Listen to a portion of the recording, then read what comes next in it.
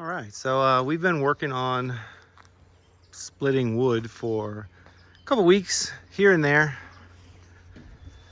I've been doing one tote full of wood per day when I do it. So did this guy yesterday, did that one last weekend.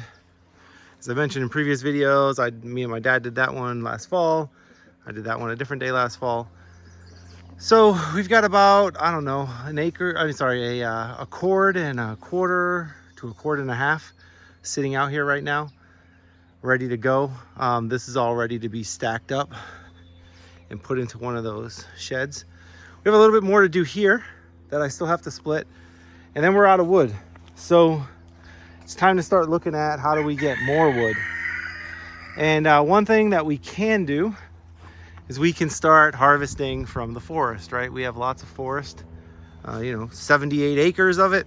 So there's plenty of trees. There's no shortage of trees. But one thing that we would really like to start taking up is any wood that has fallen or is otherwise unhealthy.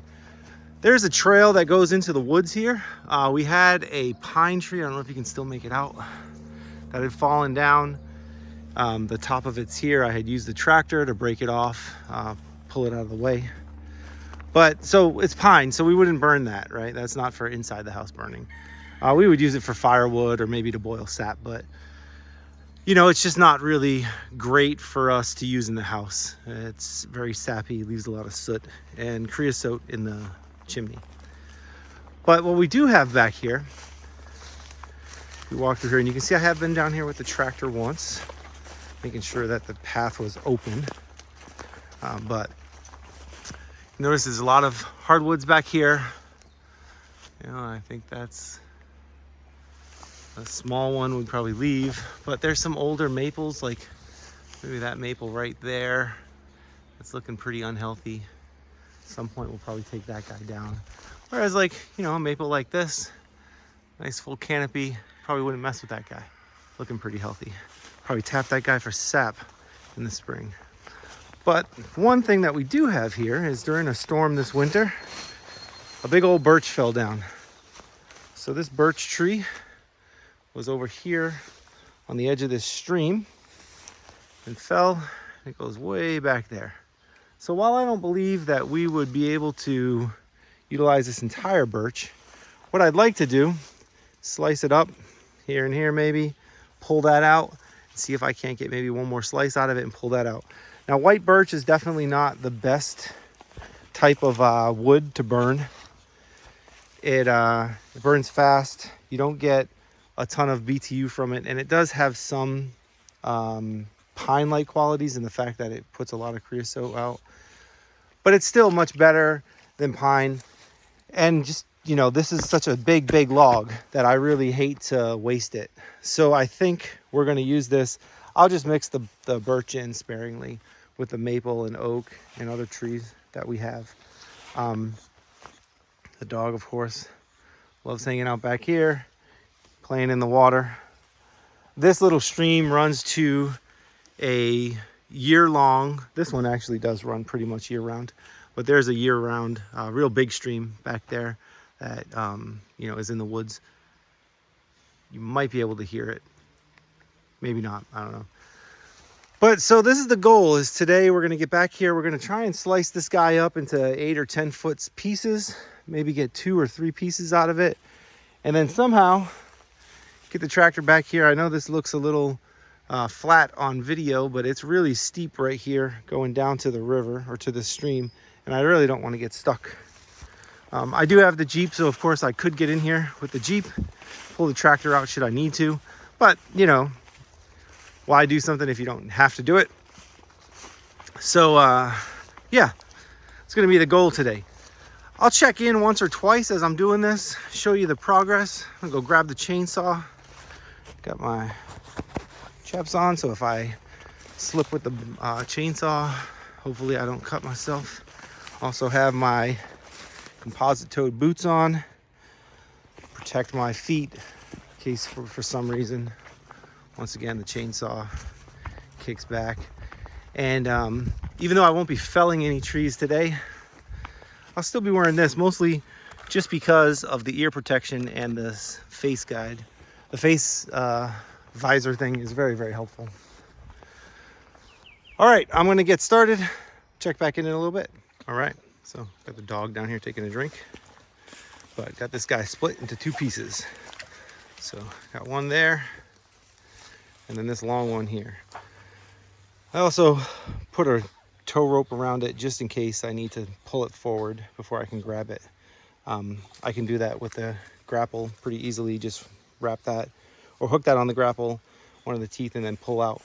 And because I got it somewhere near the middle, it should pull it straight out, and then I can grab it with the grapple properly once it's out. I'm gonna give that a try and see what happens. See, the dog is living his best life running around the woods. He just loves doing that. But yeah, I got one more there, and then I probably could get at least one more out of there. I'd have to see. It looks like it branches up there, so it might be a little harder. Yeah, you can see there's a big branch here in the tree, so it goes that way and then that way. The top of the tree is way, way up there. I won't be pulling into all of these branches and brambles to get to the top, but I might try to work on getting this piece at least to like maybe there, cut off that branch and just leave the branch, but get that piece out as well. We'll see how this one goes though, because this one's a bit away from the trail. I want to make sure I can get to it without, like I said, you know, getting stuck or putting the tractor in a position where it could have some problems. But yeah, we're gonna try this here. Go get the tractor, see if we can't pull it out. All right, so that worked perfect. What I did is, it was a little too steep down there at the stream. I didn't want to get the tractor stuck. So I pulled the tractor up as close as I could get, and I basically just took the tie rope that I had and wrapped it around the mouth of the grapple there. Was able to close the grapple, get enough pressure on it, and pull this thing straight out. Worked absolutely perfect.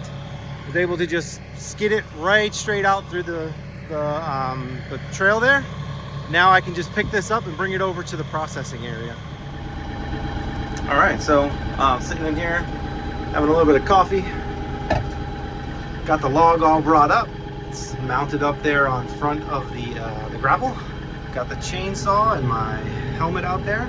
So all I need to do now is go out, start chucking this guy up, breaking them into, you know, the 16 to 18 inch pieces, get the rounds cut, and I'll drop them. I'll pick it back up from, you know, a certain section over so that I can just get more of the log that hasn't been cut yet sticking out the side of the grapple until I get down to the smallest piece that I can hold in the grapple, and then we'll have this log all cut up into rounds. So yeah, I'm gonna go do some of that. I'll show you in a minute what the process looks like, you know, in the middle. Okay, so when I was talking about chopping off the ends of the wood, this is what I was talking about. So you can notice that I got 3 rounds over there. I got 2 rounds over here. So basically I just do my 16 inch or 18 inch cuts here. Now what I'll do is I'll drop the log and then I'll pick it up from somewhere, I don't know, like over here. You know, so just the grapple's only gonna be holding maybe a third of it. And then this whole section of the log will be sticking out. And that way I can chop that section up. So I'll show you what that looks here in a second. I mean, it might be hard to describe, but it's pretty straightforward. Basically, you just want to keep exposing more and more wood so that you can cut it. One bad thing I did notice about this wood is that at the top of this, it's kind of rotted out. You see as my foot's putting a dent in it. The bottom is not. So unfortunately, I'm not going to be able to grab any more. I guess fortunately, I don't have to dig, you know, dig that log out of the woods over there. But at the top here, it's definitely all rotted away in the middle. So that tree was definitely dying. You can see here where, you know, it's basically just sawdust in the middle. So there's still some good wood here that we can burn, but we'll want to get rid of that middle part. Down at the bottom of the tree though, it's still completely solid. So, okay, so we'll get a few logs out of this for sure. Definitely worth pulling it out. But there's no sense in grabbing the top portion of that log from the woods because it's all gonna just be rotted like that. So I'll just leave that out there to rot. Okay, so I'm gonna take a second to enjoy the air conditioning in here. But you can see there's no log in the left side of the grapple. The log is picked up right about where just to the left side of this arm. And then basically I just have it sticking out all the way over there. And what that allows me to do is just chop it, right? And then only a little bit of the log will be left sitting inside the grapple.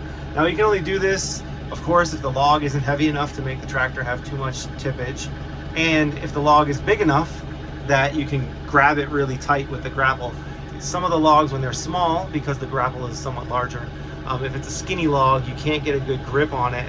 The grapple just doesn't close tight enough. So you can't really do that either. You need to be safe, right? This is a pretty heavy log. You don't want it falling out and landing on your leg or something. But at this point, it's pretty steady.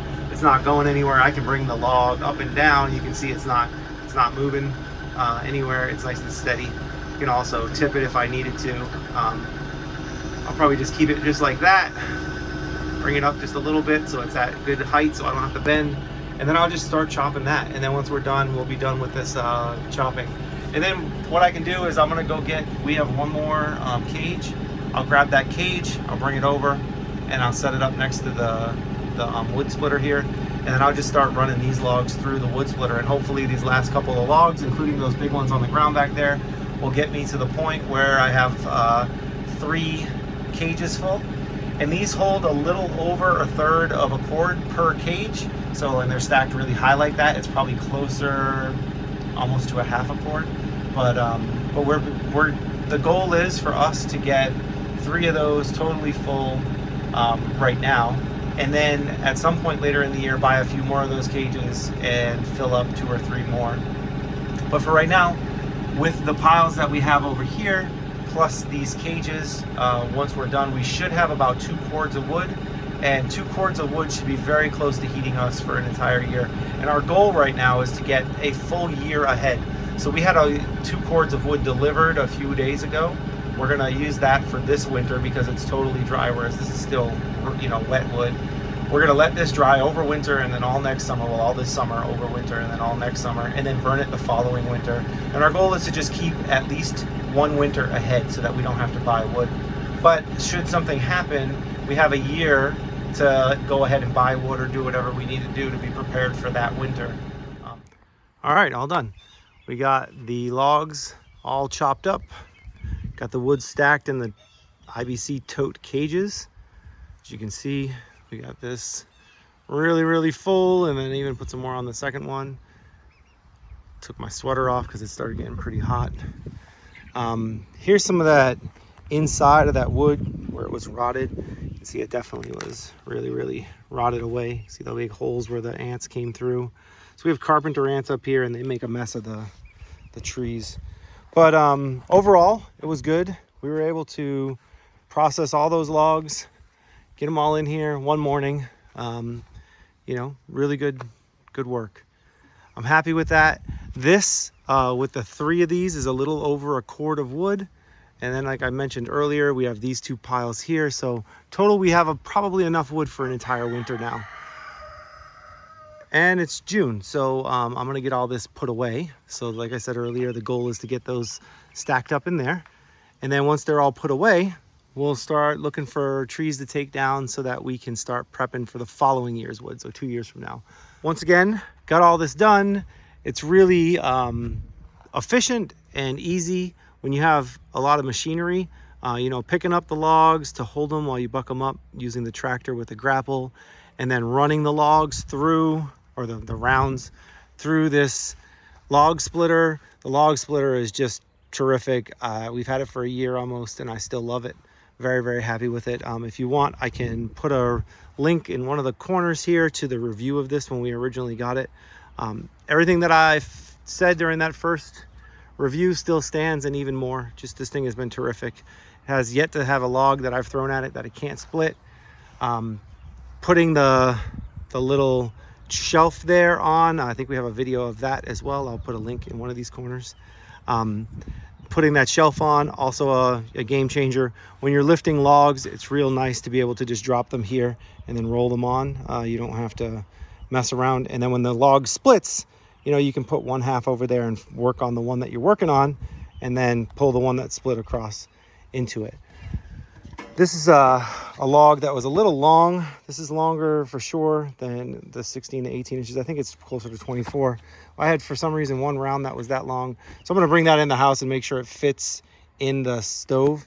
If it doesn't, I'll pull some of these super long ones like this one off of there, and we'll use those for firewood or something outside for, like, you know, yard fires.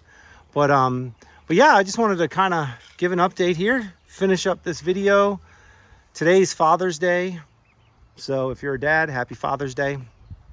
But everything went well. We got everything split up. I'm really happy to be middle of June and already have next year's wood all chopped up and ready. So starting the dry process. All right, well, if you enjoyed this video, you want to see more content about us and our animals, building projects, land maintenance and firewood processing, things of that nature. Gardening for sure. Nice big garden down there. Garden's coming along terrific. Raising animals, like I said, we have lots. There's chickens here. These are our meat birds. They're coming along good. A couple more weeks and they'll be going in the freezers. But yeah, if you enjoy this content and you'd like to continue to see more of it, please feel free to subscribe to the channel. Click the little like button and you'll get, you know, more content like this. Share it with your friends. Everybody that watches the videos we enjoy, so for sure share it. And if you click the little bell if you do subscribe, you'll get notified whenever we make new videos. So hope you enjoyed this. Have a good one.